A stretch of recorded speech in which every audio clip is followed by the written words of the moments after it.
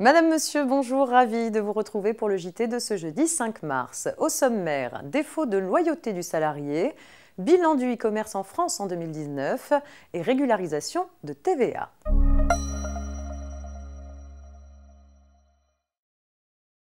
Il est question de défaut de loyauté du salarié dans l'affaire qui ouvre ce JT.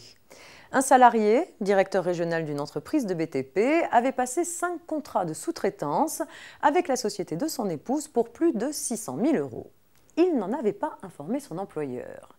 Pour l'employeur, le salarié se trouvait en situation de conflit d'intérêts au moment de la conclusion des contrats et il avait manqué à son obligation de loyauté. L'employeur l'avait donc licencié pour faute grave.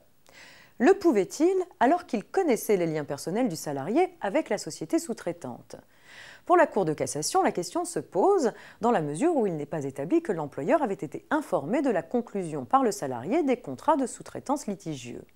L'affaire est donc renvoyée devant d'autres juges et reste à savoir s'ils valideront le manquement à l'obligation de loyauté et le licenciement pour faute grave du salarié. Dans l'attente, on peut garder à l'esprit qu'en 2006, la Cour de cassation a jugé que le seul risque d'un conflit d'intérêts ne justifie pas un licenciement.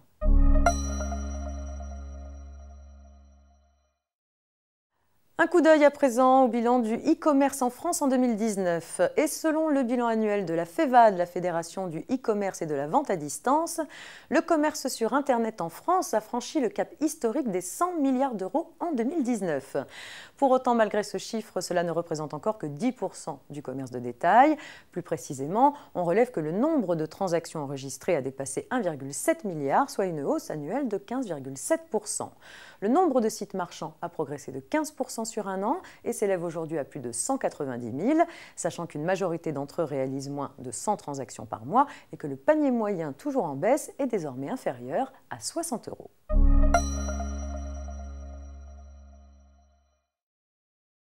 Un point régularisation de TVA pour terminer.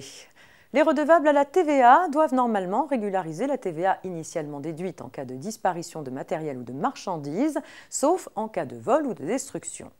Un nouveau cas de dispense de régularisation du droit à déduction de la TVA vient de s'ajouter.